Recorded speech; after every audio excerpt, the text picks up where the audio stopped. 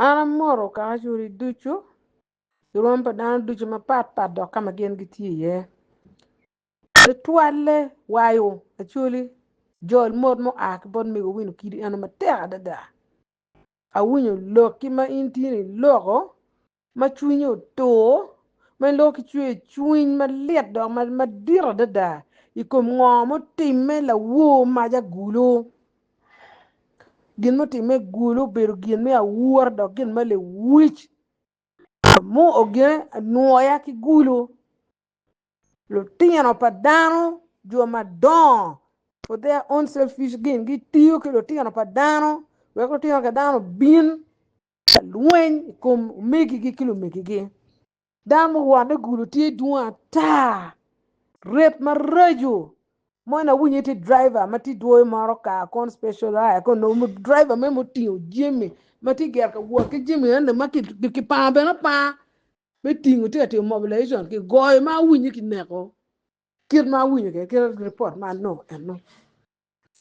don kaka ako ne mi ana cha pa chwa duana ma wa loko ki dano ni dan mi go woke plan ti ko mer and information no first class information ma information go chi ani pedi kat ki loke na ma go ki private number ma pe pin nyuru ko way mi go win ki wun ki mi ga riem yu wun jama ka duonu kar dan winyo chwa lok ti ko man ko ber ki mer nek ko zele gini bu wine di gulo nen goji ma ke go wi bu wine e go wi bu wine e ken wi no tie mu ker gin bullet proof wi eno ne we ala tin la lo ne ko no uno ne ko presidential candidate way lo wa chuli I gango way gulu kuja ada de ne ni gina be won jo mu oro tian ka dani chere ku cher ku tim tij ma chilo tij ma lik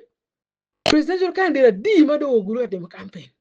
bobi wine en mo en position mana yang en kere mo ma dung en tie ma dung te tim campaign ni ke jo mo ken bene tie po ngo ti tij ma raj ku man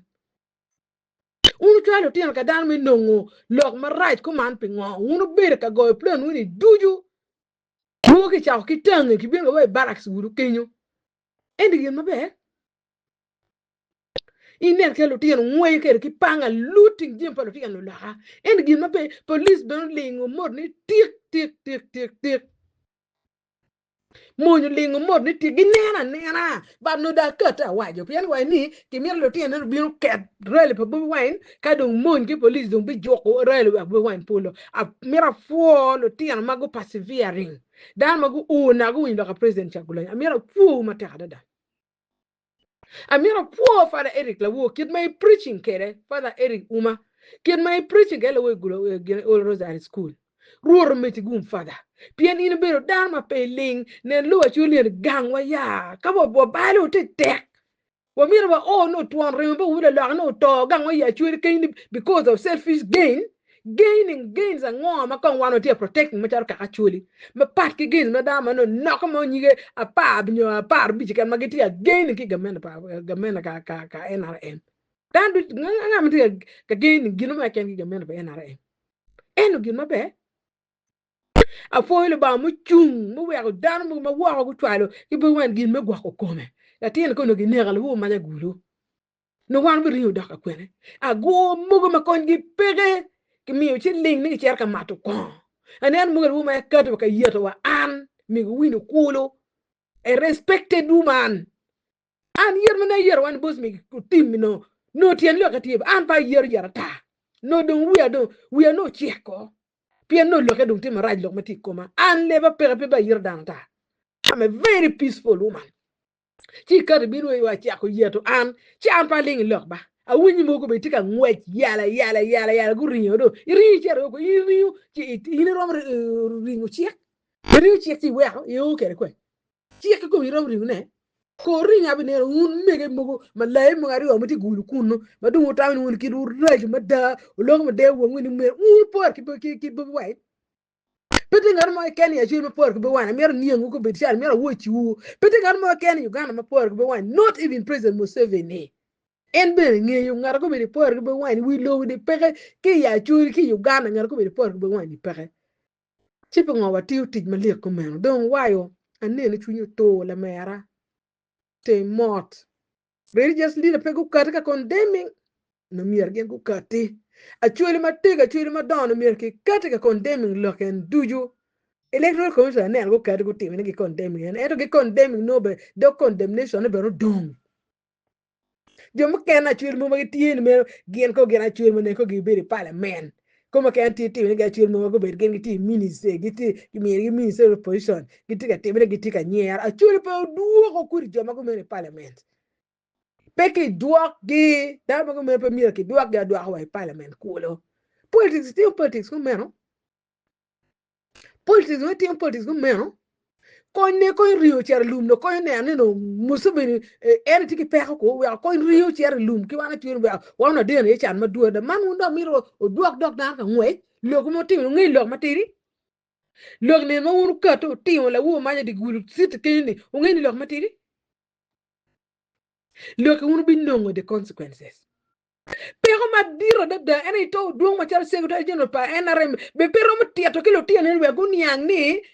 NRM is very different from government of Uganda. No, I'm just getting my right. I'm getting confusing. We down my doing. My people kwan. My people ngi ginu. Down my kwan ngi NRM. I don't gamenda me Uganda. Inen mo ket tika wa number one gamente. One gamente. Anga ma pe gamente. Wa an me winu kir mati yo position anti gamente. Chino gamenda ma anti gamente. Mi do me wuta ngundo gamente. Doctor very special.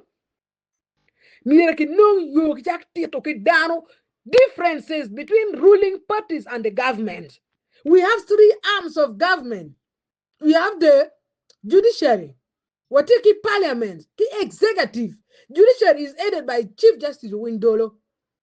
Parliament is aided by Anita Mong. The executive is aided by President Museveni. And okay,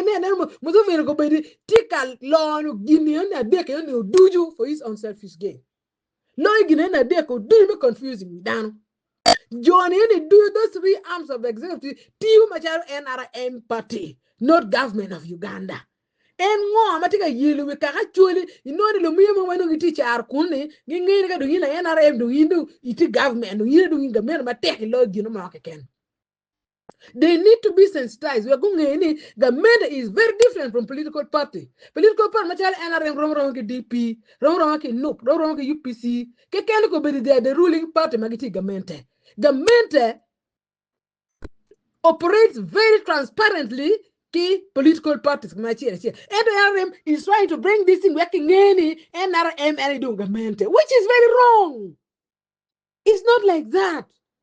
Mi adar gunge NRM mi gunge their limit into do mi kate take down lock. Major secretary general pa NRM en un jo ma o peo lo tien no tien go bin lo ken wa wi ni chwali chilingi mo mi mo kuno million achiel ni an ke ni o wi ni chwali chen no mi dwa ka chwe dak ilwen wa mi ario lo ka lo tinga ki kampala ka ni du de lo ka population lo ka beti 11 million 10 million re ke pe ke bel ge go ya chwe ki ne wa du ki gan kuno wa ki ya chwe ki no wa no chu ko lo tien ka dano lo tien ma tien lo pe ki nge what they do ko be ki tinga ngwej giti ngwej ko be gen du tinga ngwej so why bet ki tek twin jimno do te wan ko no ku ro ne ngo ma ga me de kat lo igina ngeni gi mama go be lo ye pere pe ngo ma gen gi miro no they have achieved it don't get ati ki boy ki bobi wine take umbrella mo ki kel mai ne ati balot en boy ki en arem go be lo yo lo kom ngom wa lo kom dian wa lo kom kara moja ji madu ata en arem as fe gur go be di pere o dia pere ji du pere pe o boy ki en arem ma kan ma dong ti balot no ana be me win kiri the National Unity Platform flag bearer panup ana logo ki yagaga roll me to go